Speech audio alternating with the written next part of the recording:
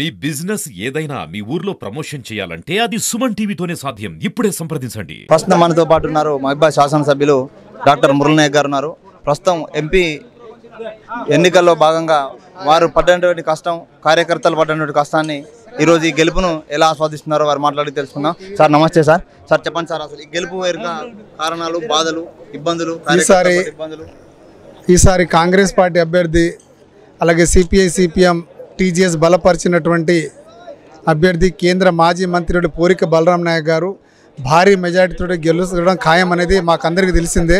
ఎందుకంటే అప్పుడే బీఆర్ఎస్ ప్రభుత్వానికి వ్యతిరేకంగా మనకు 2023 డిసెంబర్లో వేసినటువంటి ఓట్లకు భిన్నంగా ఈసారి చాలా భారీ మెజార్టీతో ప్రజలందరూ ఉత్సాహంతో చాలామంది టీఆర్ఎస్ లీడర్లు, టీఆర్ఎస్ నాయకులు, కార్యకర్తలు కూడా కాంగ్రెస్ పార్టీకి ఓటేసి ఎప్పుడు మన మహబూబాబాద్ పార్లమెంటు నియోజకవర్గ చరిత్రలో లేనటువంటి ఘన మెజార్టీ, మాకు తెలిసి 3,80,000 పైచిలకు మెజార్టీతోటి బలరాం నాయక్ గారు గెలవబోతున్నారు.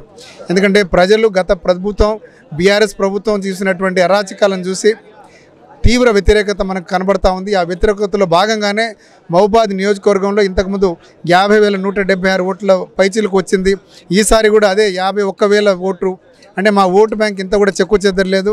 అందుకే నేను మా కార్యకర్తలకు, మా మండల పార్టీ నాయకులకు, అలాగే గ్రామ పార్టీ అధ్యక్షులకు అందరికీ, అలాగే డీసీసీ అధ్యక్షులు జన్నారెడ్డి భరత్చంద్ర గారికి అందరికీ పేరు పేరున అందరికీ ధన్యవాదాలు తెలియజేస్తున్నాం. తర్వాత ప్రణాళిక కార్యక్రమం ఏంటి? ప్రస్తుతం అయిపోయింది, ఇప్పుడు జరగబోయేది కాంగ్రెస్ పార్టీ అధికారంలో ఉంది.